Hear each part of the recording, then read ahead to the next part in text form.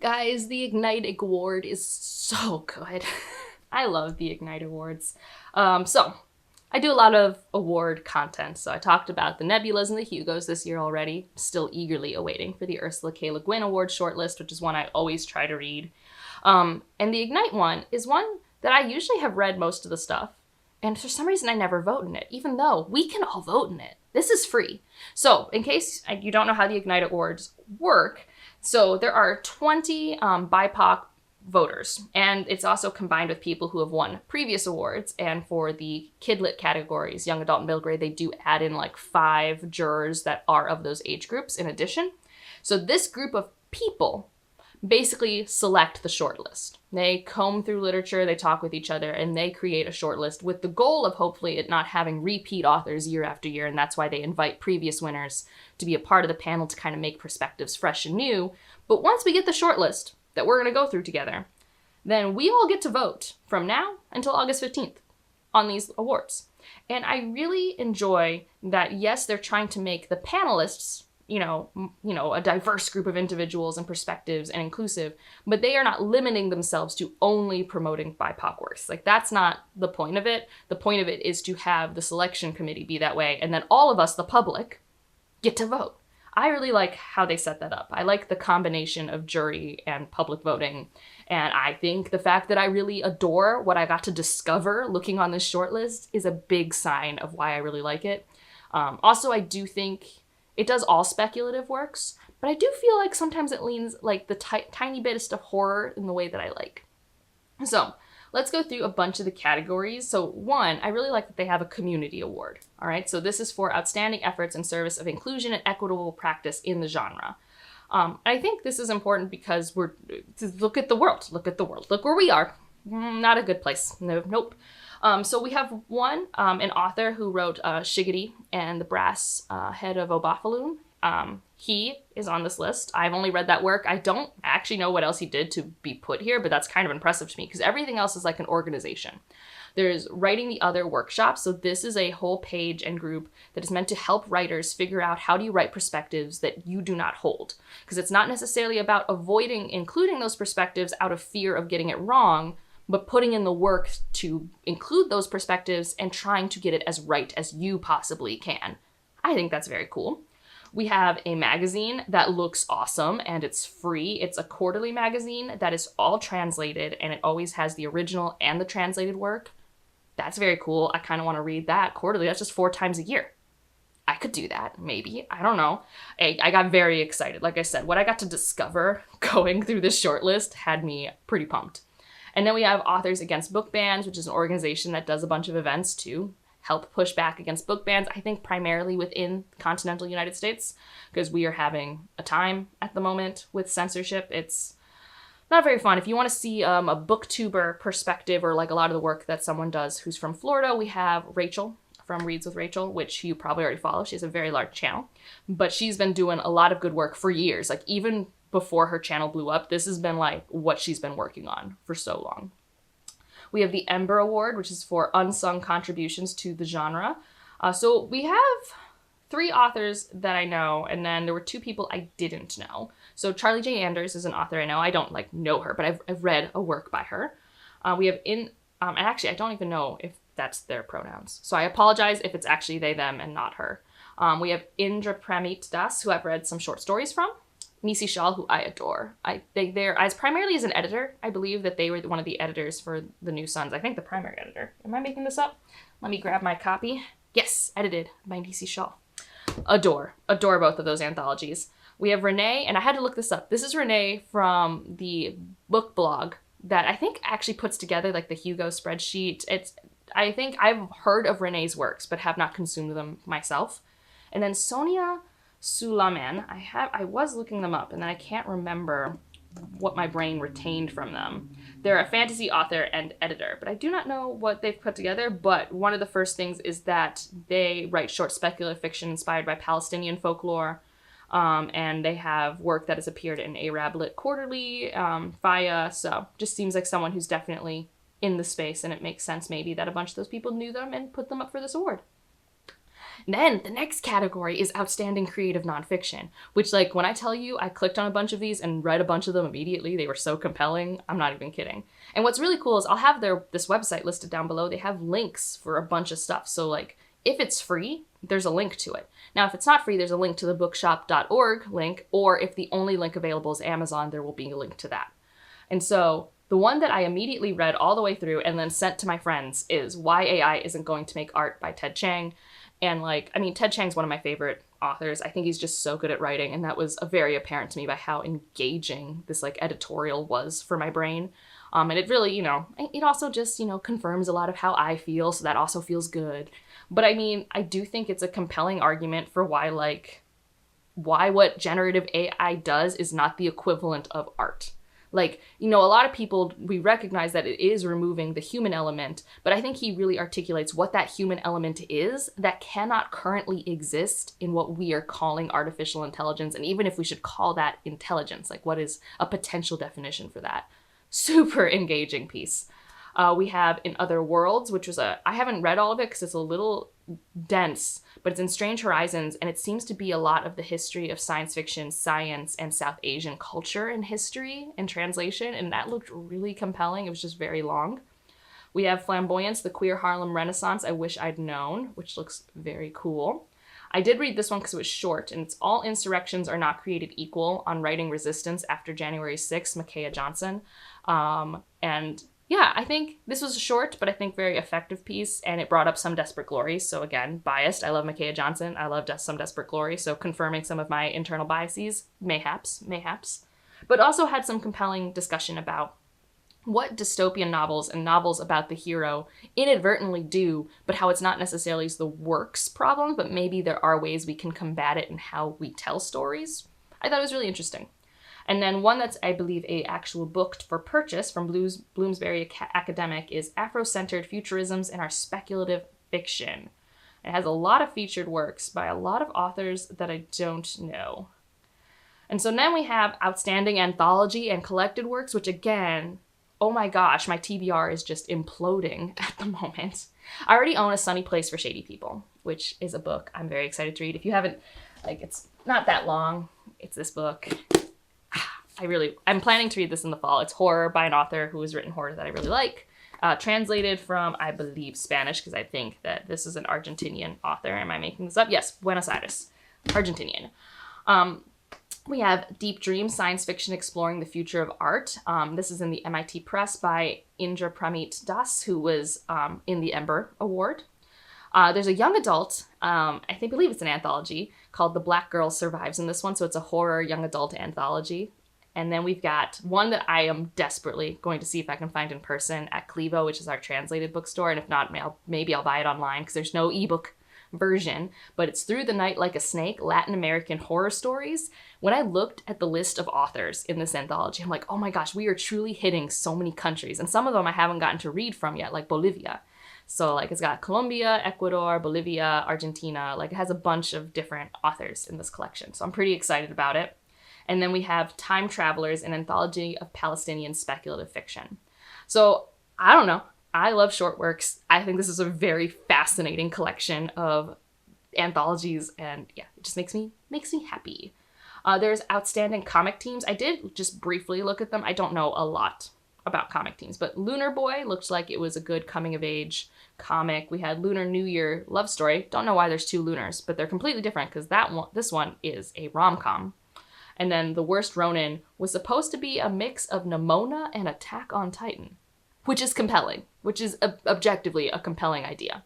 So those were the three there. And you know what? I did it. This is still a thing that could be done better in every award that chooses to highlight artists. I was talking about how there are cool links on this page. I really like the links. There are no links for the artists. Why? Do these artists not have web pages? Tell me an artist who doesn't have a web page. They all have web pages. At least a lot of them who sell art have a web page. Regardless, I did look them up so I can show you these artists. We have Alyssa Winans, who this is primarily someone you've seen for Fireheart Daughter, or there's this Tor book. I'm forgetting the name, but I'll put both covers here. So very pretty. The next one is Carly Draws. Is that the full name? Carly AF, but their website is Carly Draws. They did, of the covers you might know, a Premi Mohammed book. This one. So pretty, right? Like, this is just like, you want this on your wall, right? Like, why wouldn't you? We've got Michaela Aclano, and I'm sorry if I'm pronouncing names incorrectly. They seem to have done a lot of covers you probably have seen around, like Son of Blood and Ruin, Ariadne, Atalanta. It seems like they have been in a lot of covers you probably have seen at bookstores, but don't recognize that this is that author. And then we've got the person who drew the trade paperback version of Yumi and the Night Paper, Tran Nguyen, and woo, there's some pretty pictures there. So, beautiful art. They are visually spectacular. And in a day and age where we seem to think that we should just use plagiarized art instead of looking at real art, I figured I'd show you guys the pictures because no one was showing me the pictures. We got some podcasts that I looked at. Some of them are horror, so like the No Sleep podcast and Pseudopod is, I think, more Eldritch. The Choreo Magazine podcast I'm interested in because Choreo Magazine is also a translation-based magazine. And I didn't realize that they do a podcast like a few months after each edition. So I'm curious about that one. Podcastle is, I think, primarily fantasy. And then Cast of Wonders is, I think, young adult. I didn't really look up critics awards. I don't really know. I don't really consume a lot of reviews outside of BookTube. I haven't read any of the poetry, but they do have a lovely poetry section. And what I think's interesting, so in the Hugo space, they love Uncanny Magazine, which is like a good magazine, but they like love Uncanny Magazine. Here it seems to be Strange Horizons. Strange Horizons gets a lot of love. And I do think also a part of this, and they do mention it, so Ignyte Awards is run by Faya, which is a magazine. I don't know if they recuse themselves from any of these things. I know they're not typically a part of the jury based off what they wrote at the bottom. So yeah, Strange Horizons is a big one.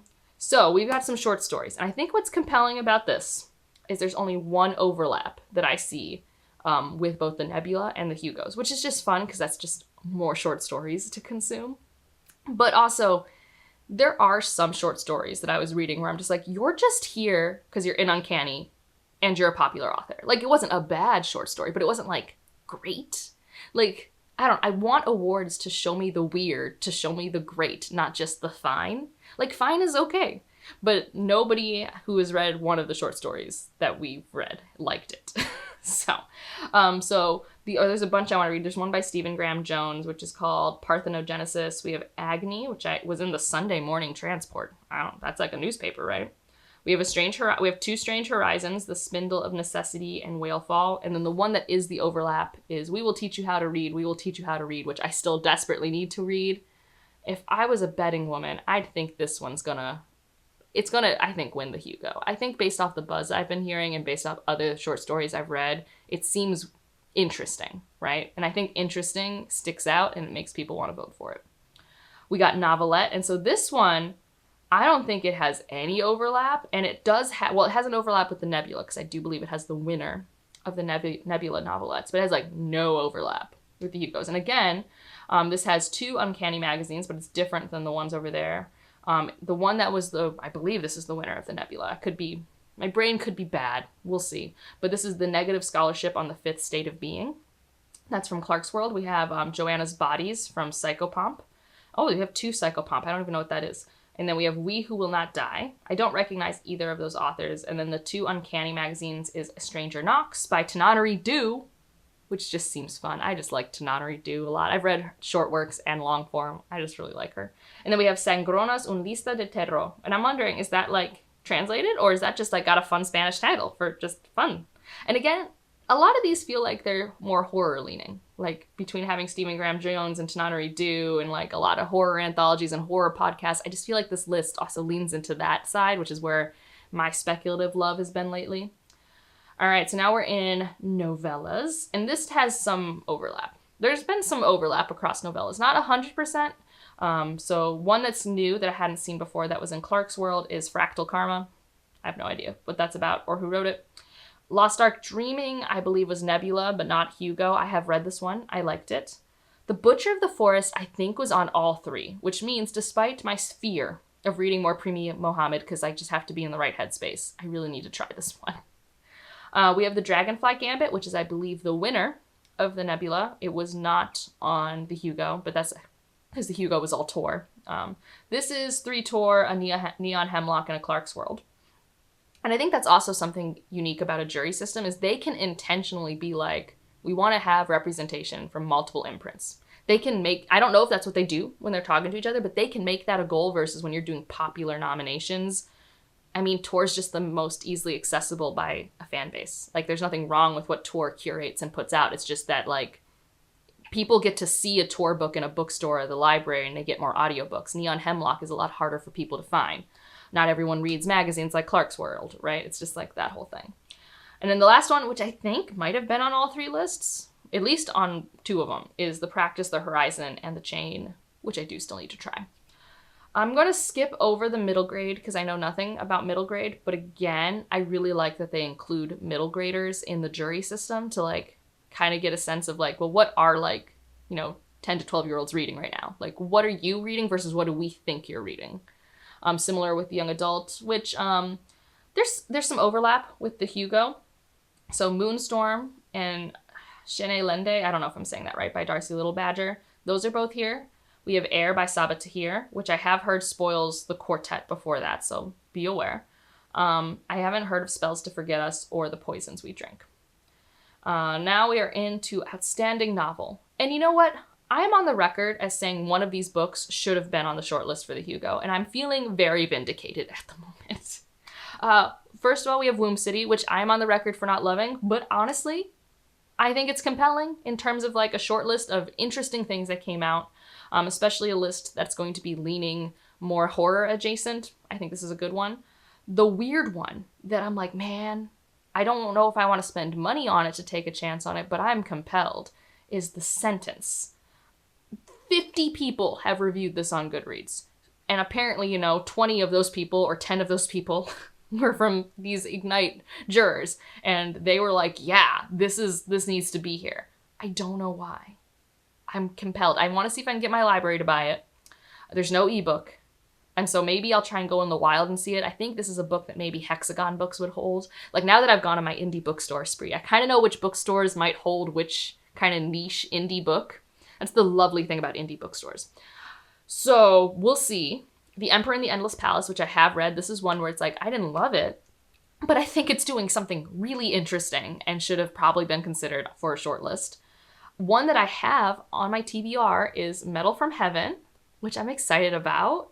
And then one that I do need to get to and should have been on other awards, I feel. But again, I just feel like people are uninterested in engaging with speculative fiction and other cultures with, I've said this recently, just like, I just don't feel like people do it in good faith most of the time. And that's fine because sometimes you want to be entertained and maybe some things are not entertaining to you because your brain hasn't been trained to be entertained in that way. Like, that's not like a you problem per se. But I don't think people recognize that, like, sometimes things are part of conditioning, such as how we live and what we've consumed. Like, people who are my age in the United States, we were all trained on stories told by Disney, which are fun stories. I do love a Disney animated movie from my era. Nostalgia is real. But there are other ways to tell stories that are very compelling. So anyways, Nalo Hopkinson is like one of the juggernauts of speculative fiction that no one has read. And she had a new book last year called Black Heart Man. And so, yeah, and like no one talked about it, no one read it, it's been on like no awards, and it's just like, she has been literally so inspirational to so many authors, and she does so much unique work. So I'm glad that this list is like, yes, here's the new Nalo Hopkinson. Like, I haven't read it yet. For all I know, I won't love it. Like, I mean, I find her works challenging for many different reasons, but my brain is always stretched in compelling ways. And that's what I want from awards. If I want the What's the Most Popular Book This Year award, I have the Goodreads Choice Awards. Like, I have awards for that. When we're talking in genre space, I don't just want to know what's the most fun book people read this year. I want to know what's the most interesting, what's the most compelling, what's something that's being innovative. Like, that's what I want. And I feel like Faya is the closest to getting there with their Ignyte Awards. That and the Ursula K. Le Guin Award, although that one does lean a bit more literary, and this one, like I said, leans a bit more horror. So between the two, I feel like they help me catch whatever I have personally missed. So yeah, that was fun. I just feel so much more alive. after this short list versus the other ones I've had to react to this year, because the other ones are just so fine. They're just so aggressively fine. It's so boring, right? I want things to be interesting. I want to be excited about new things to explore. Like, is that not why some people, like, I can't be alone, and this is why I read speculative fiction. I want to see things I've never seen before. That's why I read fantasy and science fiction and horror. I want to explore new places from the comfort of my couch. Like, that's what I want. Anyways, let me know your thoughts on this list. Like I said, I'll have the link to the website down below. You're allowed to vote in it. Like, you can. Go ahead. I think it's a very good award to support in that way, you know, showing your interest. And if you just want to leave an emoji to let me know you're here, leave a fire emoji for FireCon. Because I'm pretty sure they use the fire emoji a lot, like fire in a lot of their symbols. I could be wrong. Again, let's not completely trust my brain ever. Like, always feel free to disagree with me respectfully, please. And anyways, if you so we already said the emoji to let you know you're here. Like if you liked it, subscribe if you want to, and I'll see you in the next one. Bye.